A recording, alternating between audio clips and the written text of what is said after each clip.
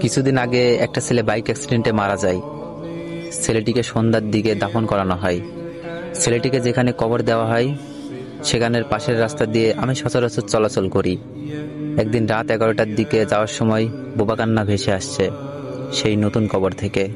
প্রথমে ভয় পেলেও পরে খেয়াল করে দেখি ছেলেটার বন্ধু কবরের পাশে বসে কান্না করছে আর তার জন্য দোয়া করছে। শুনেছি কেউ অ্যাক্সিডেন্টে মারা গেলে আল্লাহ তাকে শহীদের সম্মান দেন। হে আল্লাহ, তুমি আমার বন্ধুকে শহীদের সম্মানটা দিও। সেই জায়গা থেকে আসার পর থেকে ভাবছি ছেলেটা কত ভাগ্যবান, এমন একটা বন্ধু পাশে পেয়েছে জীবনে।